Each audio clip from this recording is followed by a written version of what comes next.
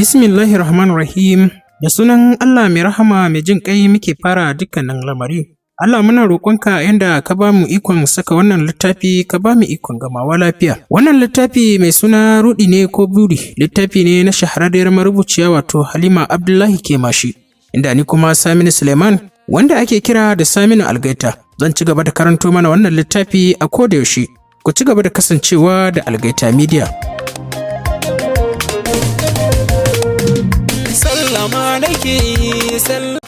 Idan ba ku manta ba, na tsaya ne inda nake ba ku labarin. Sanye cikin shadda wagan bari sky blue, ɗinkin kaftani ne a jikin wannan shadda.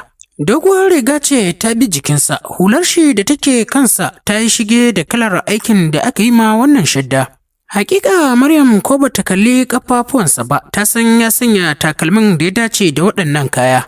Domin shi mutum ne mai kwalliya da tsari. Mutum ne mai yin kwalliya bisa tsarin da ya dace, sannan kuma ga shi da tsananin tsafta. A hankali ta mayar da idanunta ta limshe, zuciyarta tana tabbatar mata da cewa hakika mijinta mai kyau ne, domin kuwa ko gasar nuna mazaje kyawawa za a shiga, tana da tabbacin cewa za ta lashe. To daga nan ne muka tsaya, yanzu kuma insha Allahu za mu ci gaba.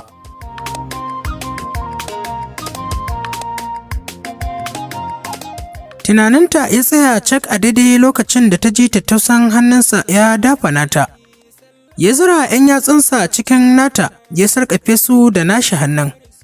Ya rusuno kusa da kunnenta ya ce mai. Ta buɗe idanunta a hankali ta kalle shi cikin ido suna kallon juna. Ya ce mata, kin ga halin da kika jefa mu. Kin ga abin da kika ja mana ko? Ga ke yanzu a gadon asibiti. Hawaye suka ci gaba da kwaranya daga cikin idanunta. Ya sanya ɗan yatsansa yana share mata tare da faɗin a'a, ki daina kuka. Khalilu wanda yake zaune kusa da kafafunta ya shiru cikin damuwa. Ya ɗora hannunsa a kan kafafunta yana faɗin sannu umma. Ta yunkura da nufin ta tashi zaune. Mu'azzam ya saurin kama ta yana ɗaga ta tare da faɗin haba mai. Ki bari in ɗaga ki mana. Mu'azzam ya ɗaga ta sannan ya zauna ya jingina ta da jikinsa. Inna Larai kuwa duk kunya ce ta lullube ta. Cikin dagiya da ƙarfin zuciya ta ce sannu da hanya Alhaji. A daidai lokacin Mu'azzam ya dube ta tare da faɗin sannu dai inna. Ina yini ya mai jiki? Inna Larai ta amsa masa da cewa ga tunan jiki da sauƙi. Sai dai famar kuka da take yi, kuma likitocin sun ce ta daina damuwa. Sun yi ta fama da ita akan ta daina yawan kuka domin jinin nata ya ƙi sauka. Cikin sauri Mu'azzam ya zaro idanu tare da faɗin ina hawan jini ne? Ina Larai ta amsa masa cewa shi ne. Mu'azzam ya ta maimaita inna lillahi wa inna ilaihi raji'un. Daga nan ne sai Mu'azzam ɗin ya janwo fulo inda ya jingina ta a jiki. Ya miƙe tsaye ya ɗauko fayil ɗinta ya soma dubawa. Mu'azzam ya girgiza matuƙa da jin cewa Maryam ɗin shi tana da hawan jini. Hankalin Mu'azzam ya yi matuƙar tashi matuƙa sosai har abin ya baiwa Inna Larai mamaki. Inna Larai ta ce masa karka damu Alhaji, wannan ai ba baƙon abu ba ne, domin a yanzu hawan jini za ka ji har da ƙananan yara an ce suna da shi. Mu'azzam ya kalli Inna kawai amma bai iya ce mata komai ba. Mu'azzam ya cire hularsa ya ajiye don sai ji ta zamar masa aiki. Jiya hular ta yi masa wani irin matsanancin nauyi matuƙa a kansa. Mu'azzam ya riƙe hannun Maryam yana faɗin, don Allah Maryam na roƙe ki.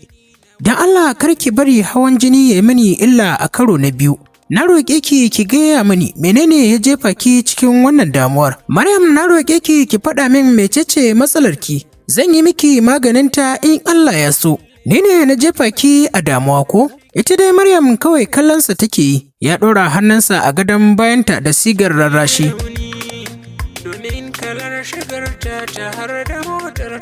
Mu'azzam ya ci gaba da lallashinta yana cewa ki yi haƙuri, ki kwantar da hankalinki. In Allah ya so ya yarda ba zan sake matsa miki akan cewa ki dawo gidana ba kin ji? Wallahi Maryam bana so ke ma in rasa ki. Inna Larai ta kama hannun Khalil za su fita waje domin ganin yadda yaron ya faɗa cikin matsananciyar damuwa. Wasu mata da gadansu yake kusa da gadon su Maryam, 'yan son a ji ƙwaƙwaf.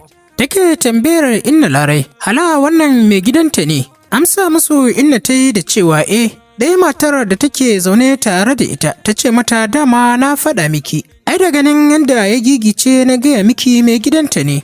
Inna da yake bata fahimci cewa 'yan tsegumi ba ne sai ta ci gaba da magana da su inda ta ce musu. Wallahi bai ji labarin ciwon ba ne, da yake ta zo ganin gida ne. Ina zaton yanzu ma ɗaukar ta zo shine ya sami labarin ciwon.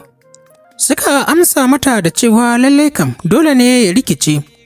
Ina Larade ta fice waje ta tafi ta bar su suka ci gaba da sa idansu a kan su Maryam. Maryam ta kama hannun Ma'azam tare da faɗin, zauna Ma'azam, aina ma ji sauƙi yanzu, miƙo min ɗana. Ma'azam ya ce mata ina ta fita da shi waje, bari na je na amso shi. Ya je amso shi ya ajiye shi a kusa da ita. Maryam ta kama Khalil ta kwantar da shi a jikinta. Kasantuwar sun kasance a kusa da ita, sai ta ji dukkanin baƙin ciki ya yayi mata. Ba ta jin wata damuwa ko kaɗan. Dubanta Ma'azam ya yi tare da tambayarta wani likita ne yake kula da ke. Maryam ta amsa masa ban sani ba, amma dai likitocin safe da yamma suke shigowa. Mu'azzam ya bi ɗakin da kallo, duk da cewa ɗakin ba a ƙazance yake ba, amma dai cike ke da marasa lafiya akan gadaje. A fili Mu'azzam ya ce bai kamata mai hawan jini ya sami hayaniya ba. Ya kai hannunsa ya shafa kumatunta, ya ce mata mai gaskiya za mu canja asibiti. Mu'azzam ya dube ta tare da faɗin ina ganin ba kya buƙatar hayaniya. Ina ga ya fi kamata mu koma can asibitinmu na Abuja. Maryam ta ce masa a'a. Gaskiya tunda yaya Jamilu ya riga ya kawo ni nan. Ina ganin mu haƙura domin kare ga an raina masa. Mahazan ya ɗan yi shiru yana tunani ya ce to shikenan. Amma dai na san ba za a rasa ɗaki na musamman ba ko? Maryam ta ce masa ban san komai ba game da asibitin nan don ban taɓa zuwa ba ma. Mu'azzam ya ce mata to bari na bincika. Gurin wata nurse da ya gani a cikin wani ofis ya tinkara, inda ya je ya tambaye ta. Ta tabbatar masa cewa akwai ɗaki na musamman. Ita ta raka shi ya je ya biya kuɗin. Bayan Mu'azzam ya je ya biya kuɗin ɗakin suka dawo suna tattarawa. A daidai lokacin da suke tattare kayansu, Mu'azzam sai da ya bi marasa lafiyan ya rarraba wa kowa naira 1,000. Haka dai mutane suka yi ta famar yi masa godiya. Mu'azzam bai bar asibitin ba sai kimanin kusan karfe 10 na dare. Tun daga lokacin da Mu'azzam ya zo asibitin, sai dai ya fita ya je sallah ya dawo. Bayan Mu'azzam ya bar asibitin, hotel ya je ya kama shi da ɗansa Khalil. Suka yi masauki a gurin. Baba Safiya ta yi sallama, amma ta amsa sallamar tana daga ɗaki. Ta ce shigo Safiya. Baba Safiya ta zauna akan kujera tana faɗin. Sai na sami labarin ciwon Hajiya Maryam. Ya tashi tana asibiti. Mansur da ya dawo daga shago yake faɗa min. Amma ta amsa mata wallahi hawan jini. Ranar gidan wannan yaron ta kwana. Yanzu tana can asibiti a Kaduna. Baba Safiya ta ce amma kina ganin cewa ciwon na asibiti ne?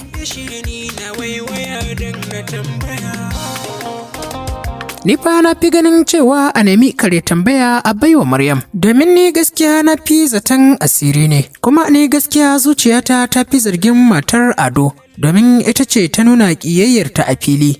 Ita ce take nuna ƙyashinta da halin da Maryam take ciki ƙarara a zahiri. Amma cikin sauri ta ɗaga mata hannu tare da faɗin kash Safiya karki fara wannan maganar. Karki zarge ta ba da laifinta ba domin babu wani asiri a cikin wannan lamari. Maryam ita da mijinta suka san dalilin rabuwarsu kuma Maryam ita ta jajibowa kanta hawan jini. Domin haka ni shawarata shine mu sa musu ido mu gani. Kin san Alhaji ya ɗauki zafi da yawa akan wannan al'amari. Ba don komai ba saboda ita yanda Maryam take ta lullube dalilin rabuwar tasu. Sallamar Atiku ce ta katse musu firar tasu, amma ta ce a'a Atiku kai ne? Atiku ya amsa mata Hajiya ni ne. Ya karaso bakin kofa ya tsuguna ya gaida su. Bayan sun gama gaisawa Atiku ya ce mata kaya ne mai gida ya aiko ni da su. Amma ta ce masa wani irin kaya ne. Atiku ya ce mata motocin Hajiya ne da kayanta, ya ce mu kawo su tun jiya ba mu sami tasowa ba sai yau. Atiku ya shigo da babbar talbijin ya ce Hajiya ina za a sa. Amma ta fito daga ɗaki ta buɗe ɗakin Maryam ta ce zuba su a nan ko ina ku zuba a gyara daga baya. Bayan sun gama zuba kayayyakin ne suka miƙo wa amma makullayen motocin. Amma taitai su ci abinci amma suka ce mata sauri suke yi. Bayan sun tafi ne sai amma ta dubi Baba Safiya ta ce mata to kin ga tabbaci ko? Kin san cewa ba Maryam ce kaɗai take son rabuwarsu ba, har shi Mu'azzam ɗin. In ba haka ba menene na kawo mata kayanta bayan ko sati ba a yi ba da rabuwa. Baba Safiya jikinta a sanyaye ta ce to Allah ya gyara mana wannan lamari, amma ta amsa mata da amin.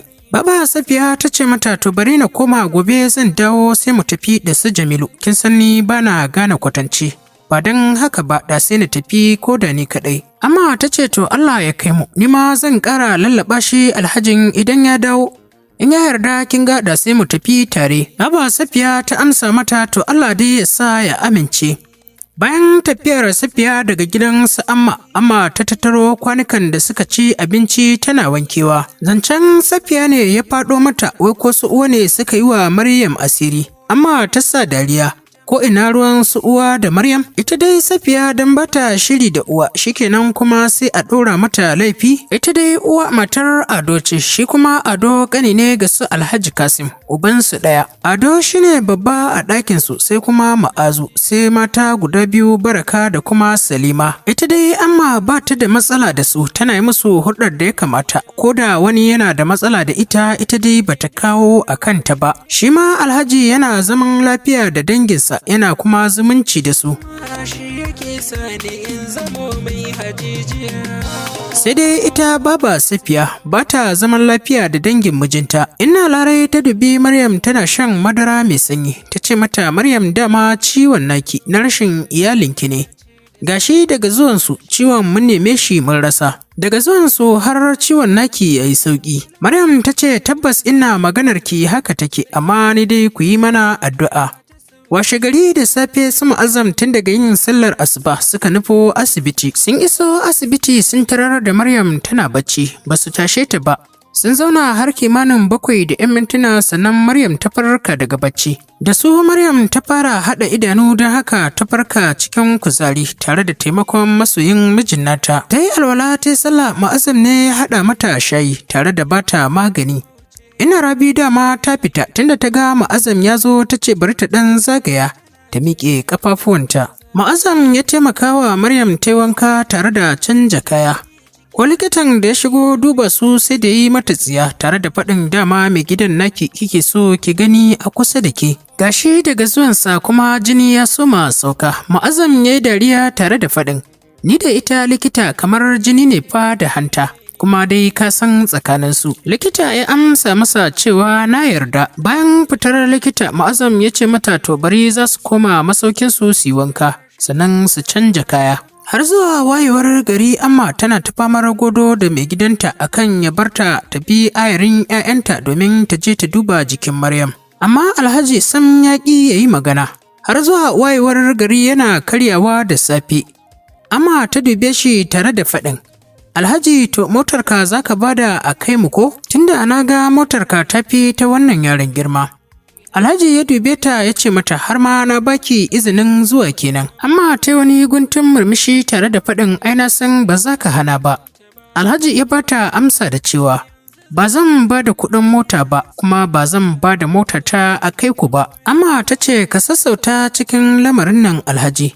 Abin da na lura da shi ba Maryam ce kaɗai take buƙatar a rabu da wannan aure ba. Maryam ta ɗauki laifin ne ta ɗora ma kanta gaba ɗaya, ƙila tana ganin zai wuya mu yarda da laifin Mu'azzam ne.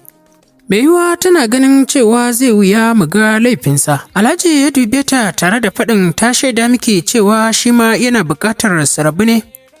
Amma ta ce masa ga shaida kana gani.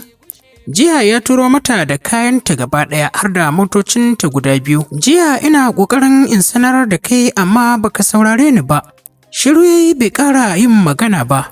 Sai bayan da ya shirya zai fita gurin harkokinsa ne.